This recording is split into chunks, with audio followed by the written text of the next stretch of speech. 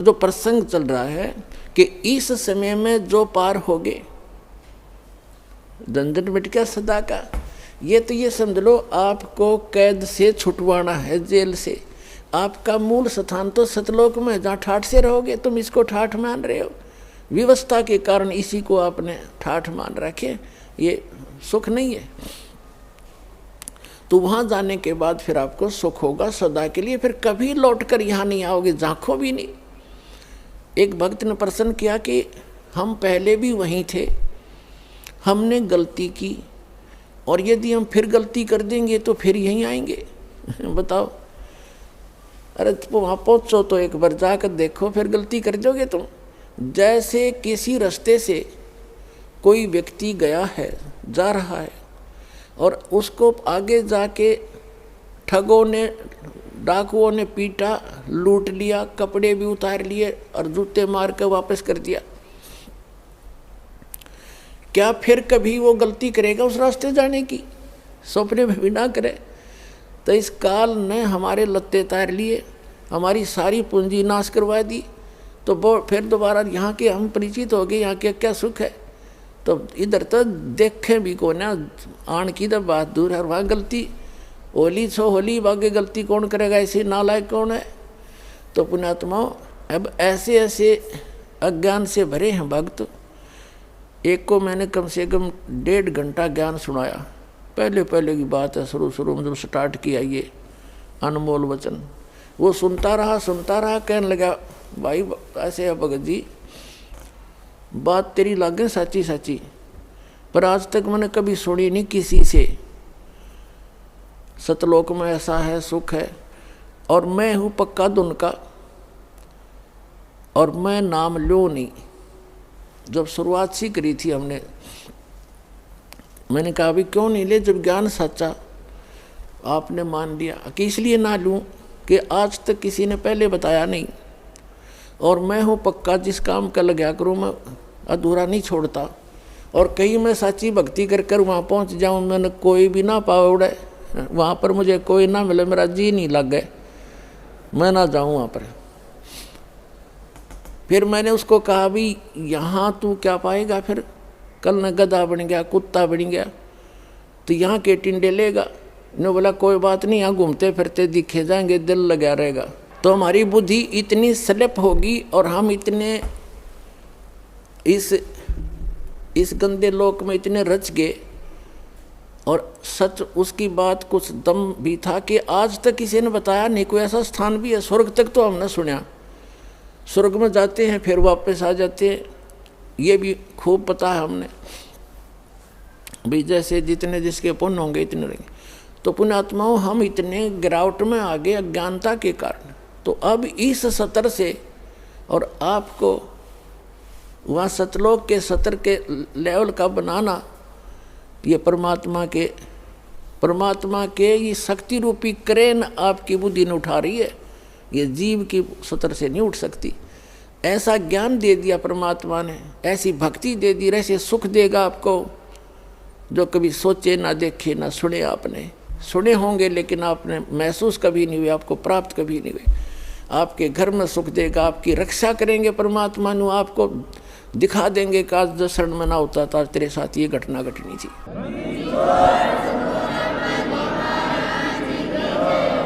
तो फिर अपने आप मान लेंगे कबीर इज गॉड।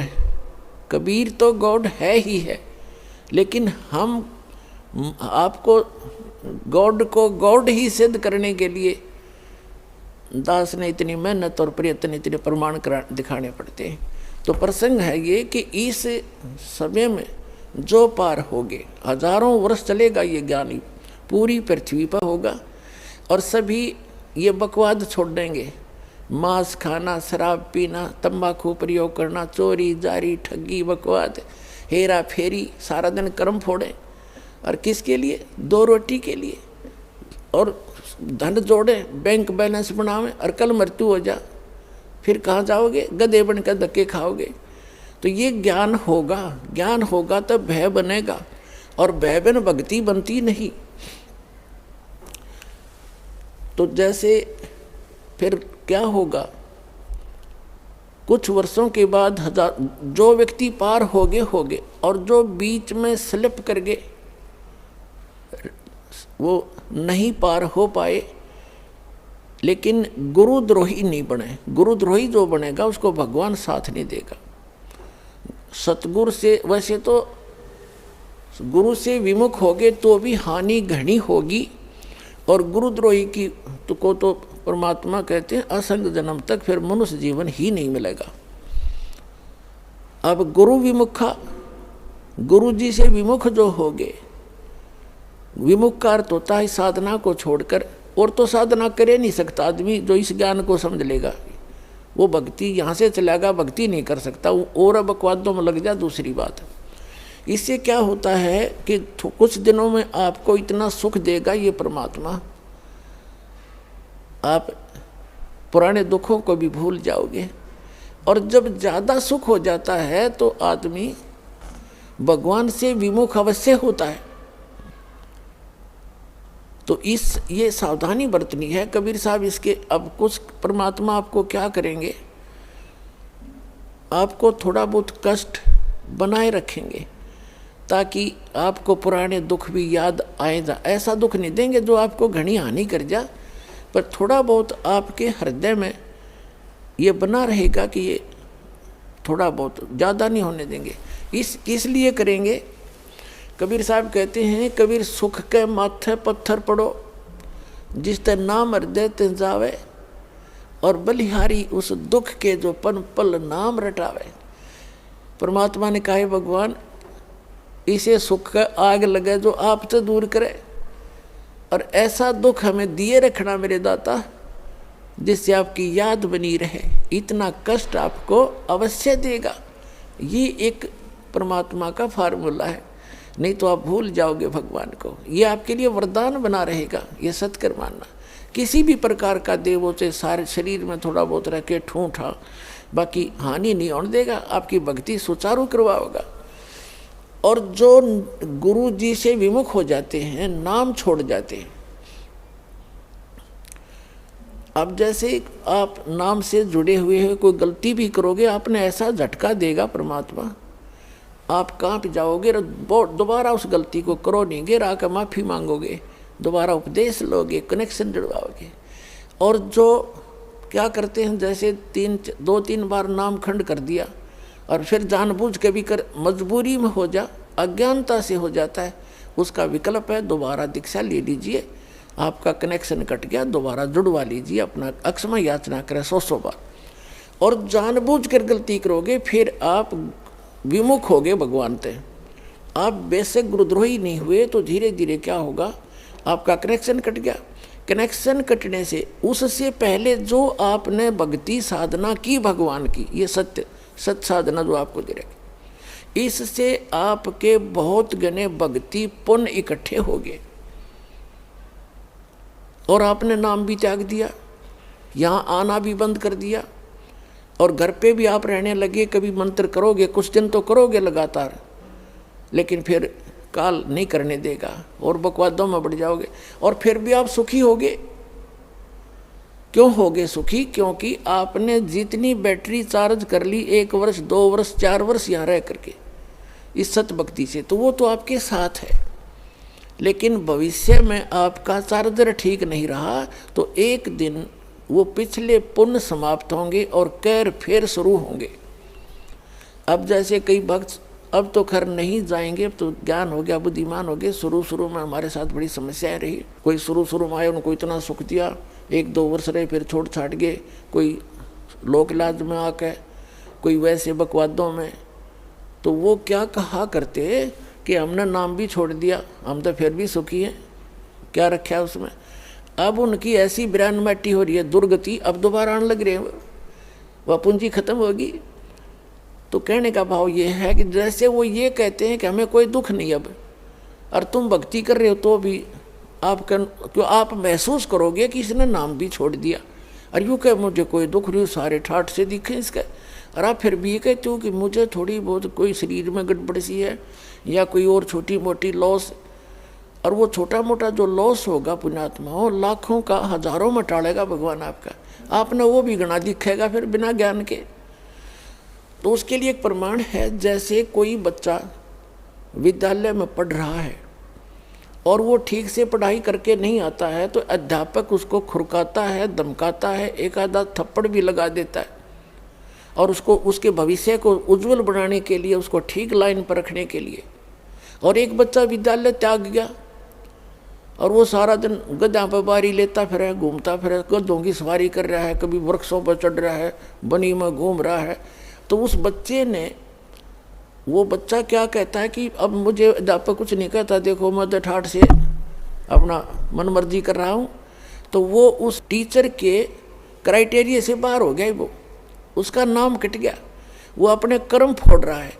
और जो बच्चा विद्यालय में पढ़ रहा है वो उसको इसलिए खुरकाया धमकाया जाता है कि उसका भविष्य बन जाए और वो सफल होगा। वो फिर आगे चल के जो नाम त्याग गया, नाम जिसका कट गया यानी विद्यालय से, आगे चल के वो मजदूरी करेगा और वो एक अच्छा अफसर बन के या कोई अच्छा बिजनेसमैन बन करके सुख पाएगा। तो इस प्रकार जो परमात्मा के ट्रीटमेंट में है, आप स्टूडेंट रहोगे जब तक परमात्मा के, आपको गलती करोगे झटके भी देगा, छोटा मोटा आपको खुरकावा धमकावेगा किसी भी कारण से, आपको सुचारू रखने के लिए। और जो चले गए नाम कटवा के, उनको आगे पता लगेगा वो किसी बैरिस्टर बनेंगे। अब जैसे ये दास जूनियर इंजीनियर सिविल की सर्विस किया करता था हरियाणा गवर्नमेंट में, उस समय हमारा भी एक नहर का काम चल रहा था, एक रोड का काम चल रहा था साथ साथ। तो वहाँ जो रोड के ऊपर मिट्टी डाल रहा था और वहीं एक एक्सीडेंट आ गया उस B&R का,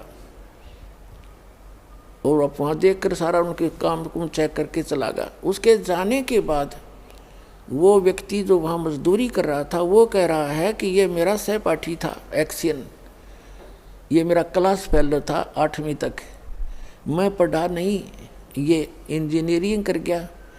आज देखो मैंने अपने कर्म फोड़ दिए, मेरे बच्चे तो यहाँ मिट्टी में लेटे हुए हैं वृक्ष के नीचे और ये आज गाड़ी में घूम रहा है। अब परमात्मा कहते हैं जो भगवान से दूर हो गए और इस परमात्मा के विद्यालय में नहीं रहे, वो बाद में न्यो रोया करेंगे जैसे वो रो रहा था। तो कबीर साहब कहते हैं अच्छे दिन पाछे गए और गुरु से किया ना हेत, अब पछतावा क्या करे, बिरा चिड़िया चुगी खेत। तो पुणात्मा इसलिए अपने सतर्क रहना है, सावधानी बरतनी है। अब जो परमात्मा से ये तो विमुख हो गया, जैसे किसी ने सारनाम भी प्राप्त कर लिया, सतनाम तक प्राप्त कर लिया, क्या होगा? और वो विमुख हो गया। एक तो गुरुद्रोही होता है, एक गुरु से विमुख हो जाना। तो परमात्मा कहते हैं, गरीबदास जी ने कहा कि गुरुद्रोही की पैड़ पे जय पगावे वीर और 84 निश्चय पड़े सतगुरु कहें कबीर। जो गुरुद्रोही हो गए उसकी पैड़ पे पैड़ यानी उसके कदम पर, उसके पैर के चिन्ह पर अगर आपका कदम रखा गया, कहते हैं तो भी 84 लाख योनियों में जाओगे। वो गुरुद्रोही जो हो जाता है। गुरुद्रोही कौन होता? जो गुरु जी की निंदा करता है और इस नाम को त्याग जाता है, कोरी बकवाद गढ़ता है, झूठ बोलता है, नरे आरोप लगाता है, वो गुरुद्रोही हो गया। और उसकी पैड़ पे पैर रखना, कहते हैं 84 निश्चय पड़े नो सतगुरु कहें कबीर। गरीबदास जी ने अपनी इस अमृतवाणी के साथ अपने परमात्मा कबीर जी की छाप साथ सहयोग लिया है कि ये भी ऐसा ही कहते हैं। अब पैड़ पे पैड़ रखना ये नहीं है कि गुरुद्रोही जा रहा है, आप वहाँ पीछे पीछे जा रहे हो तो उससे वो नहीं कि उसके कदम पे कदम नहीं रखना। अगर जैसे घर का कोई सदस्य हो जाए गुरुद्रोही, उसकी गुरुजी के बारे में जो वो बकवास करता है या भगवान के बारे में, उसकी हाँ में हाँ नहीं मिलावे, उसकी बात को हृदय से भी नहीं मानना कि सच्ची कह रही है, उसने सोचे बकवास करता है और करता रहेगा। उसके कहे अनुसार अपने हृदय में जरा भी कमजोरी नहीं आने दे, तो साथ रहकर भी वो उसने कदम से कदम नहीं मिलाया, उसकी पैड़ पे पैड़ नहीं रखी। गुरुद्रोही की पैड़ पर जय पगावे वीर, 84 निश्चय पड़े नो सतगुरु कहें कबीर। ये इस तरह पैड़ होता है, इन्होंने किसी कदम पर कदम रखेगा उससे तो चिंतित हो जाओ तुम, ऐसा नहीं। फिर गुरु विमुखा, सतगुरु विमुखा युग युग रोए, ओहे मानुष जन्म पाके खोए। जो गुरु जी से विमुख हो गए, कहते हैं वो युग युग रोए और मनुष्य जीवन पाके खोए। अब जैसे जो सतगुरु विमुख हो गए, युग युग कैसे रोएगा। अब जैसे प्रथम मंत्र आपको दिया, इसकी आप 108 मंत्र की माला डेली फेरते हो, ज़्यादा बेस से कर लेते हो, क्योंकि ये तो करने का है काम। फिर सतनाम का आपको कितनी कीमत बता रखी है। सतनाम पालड़े रंगोरी हो, 14 लोग चढ़ावे राम रंगोरी हो, 3 लोग पास अंदर रंगोरी हो, तो ना तुला तुला राम रंगोरी हो। तो जिसने तीनों नाम प्राप्त कर लिए, अब वो कितना भक्ति का धनी हो गया। और किसी कारण से सतगुरु विमुख हो गया, विमुख होगा वही पार नहीं होगा, नहीं तो पार हो गया आप सभी। तो विमुख हो गया तो क्या होगा उसके साथ, वो काल की जकड़ में पुनः आ गया वो। फिर अब उस काल उसको कैसे खिला खिला के मारेगा। अब जैसे आपने प्रथम मंत्र का जाप खूब कर रखा है, श्री गणेश जी का, श्री ब्रह्मा सावित्री जी का, श्री विष्णु और लक्ष्मी जी का, और श्री पार्वती और महादेव जी का, और दुर्गा जी का, ये मंत्र आपने खूब कर रखे। और पहला और लास्ट जो मंत्र इन मंत्रों में है वो परमात्मा का मंत्र है। इसके लिए उसमें इसलिए जोड़ा गया है कि जैसे कई बार क्या होता है कि प्रथम मंत्र आप ले जाते हो, कुछ घर का माहौल ऐसा होता है, कुछ विश्वास दृढ़ नहीं होता है, तो ये इतना अनमोल मंत्र है, इस मंत्र का आपने एक भी जाप कर लिया तो भी आपको मानुष जीवन मिलेगा। ये सत्कर मान लिया, मृत्यु होगी घर छोड़ गए, यानी इस नाम के लेने से। और विश्वास दृढ़ हुआ नहीं, मंत्र जरूर कर लिया, क्योंकि नाम लेगा यहाँ रहेगा 1-2 दिन तो ठीक से, घंटे 2 घंटे तो मंत्र वो करता ही है। और फिर घर जाकर क्या होता है, कोई न कोई अविश्वास पैदा कर देता है, कोई रिश्तेदार आकर उसको ऊपर के में वार कर धर देगा, वो हमारा नाम खंड हो गया, उससे कुछ होना ही नहीं था, तो उसको ऐसे हानि हो जाती है, उसकी मृत्यु हो जाती है। तो मृत्यु भी होगी तो भी मानव शरीर मिलेगा और फिर अच्छे घर में जन्म देगा, क्योंकि सभी आत्मा उस परमात्मा की है। तो यहाँ से उपदेश लेकर इंसान जो मार खाते हैं वो परमात्मा पर विश्वास ना करके, मर्यादा भंग करके, उनको हानि हो ही जाती है। लेकिन इस नाम का बेनिफिट भी उनको भी मिलेगा जैसा उन्होंने किया उस सत्र का। अब क्या होगा, जैसे ये बीच के 5 मंत्र हैं इस प्रथम मंत्र के अंदर, प्रथम दीक्षा मंत्र के अंदर जो बीच के 5 नाम हैं, इनमें इन भगवानों के मंत्र हैं। और इनकी इतनी कमाई हो जाती है, जब आप शरीर छोड़कर जाओगे आपको पहले गणेश जी के लोक में रखेंगे और वहाँ आपके अंदर बहुत सी सिद्धियाँ होंगी, आप वहाँ गण बन जाओगे। और गणेश गणों का ईश उनका स्वामी है। वहाँ बहुत ठाठ होंगे आपके बहुत से, वहाँ अपनी पूंजी को वहाँ नष्ट करोगे। उस प्रथम मंत्र गणेश वाले मंत्र, गणेश जी वाले मंत्र की कमाई को वहाँ नाश करोगे। वहाँ जब पल्ला खत्म हो लेगा, आपकी पूंजी माइनस हो जाएगी, उसके बाद आपको ब्रह्मा और सावित्री के लोक में प्रथम मंत्र की पुण्य कमाई के साथ वहाँ भेजा जाएगा। वहाँ जाकर रहे श्रीत आपका ऐसे ही देव घर में जन्म होगा, फिर आप वहाँ कर्म पूरे करोगे, अपने ठाठ वहाँ भोगोगे। वहाँ भी रेस्टोरेंट है और आपकी कमाई के कुछ चार्ज लेते हैं ये सब। वहाँ जब आपकी पुण्य समाप्त हो जाएगी, वहाँ से फिर विष्णु जी के लोक में भेजा जाएगा। और फिर वहाँ से जब आपके पुण्य समाप्त होंगे, फिर आप शिव जी के लोक में भेजे जाओगे। जब आपके वहाँ पुण्य समाप्त हो जाएंगे ये भक्ति के, फिर आप दुर्गा जी के लोक में भेजे जाओगे। वहाँ जब समाप्त हो जाएंगे, जिसने प्रथम मंत्र का रखा है, सतनाम भी ले रखा है, तो उसके बाद क्या होगा, सतनाम के प्रथम मंत्र जो ब्रह्म का मंत्र है, फिर आप ब्रह्म लोक में जाओगे। और वहाँ इनसे ज़्यादा सुख है या बकवाद ज़्यादा है, वो एक अच्छा रेस्टोरेंट है। इन अन्य जैसे एक तो हिसार और रोहतक में रेस्टोरेंट हो, एक दिल्ली में वो कैसटार बोल रहे हैं वो हो, तो उसका खर्चा भी ज़्यादा, उसमें बकवाद भी ज़्यादा, उसमें सुविधा भी ज़्यादा, लेकिन उसका खर्चा भी अधिक ही होता है, उसका चार्ज भी अधिक होता है। तो ब्रह्मलोक में वही जा सकता है जिसके पास ही प्रथम मंत्र ओम नाम का जाप की श्रद्धा से भक्ति की हुई हो,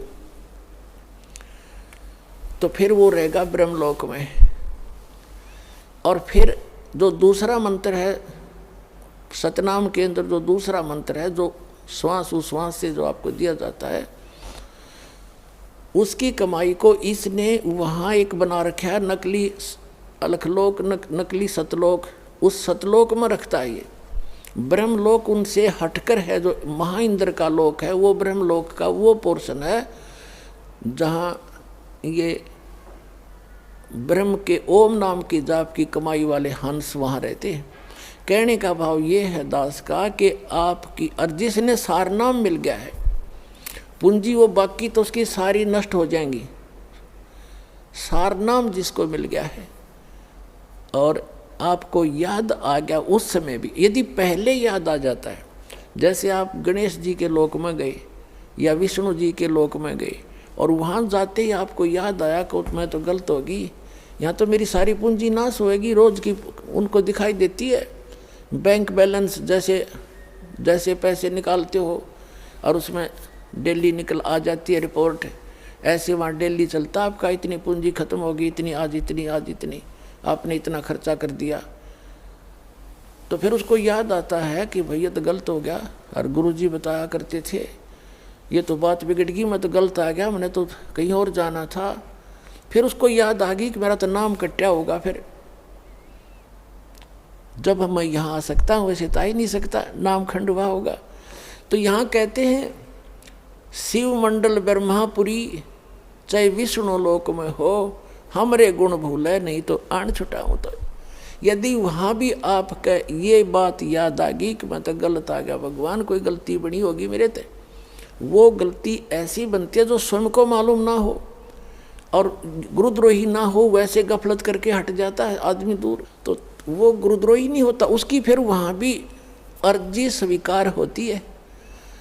तो परमात्मा वहाँ पहुँच जाते हैं और उस लोक में जाकर वहाँ के प्रधान से कहते हैं छोड़ इसको, ये हमारा भक्त है, तुम कैसे ले आए इसको? तो तुरंत हाथ खड़े कर देते कि ले जाओ जी, ले जाओ अपना।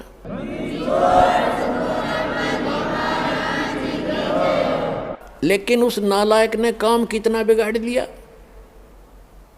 अब उसको कहाँ रखेंगे भगवान?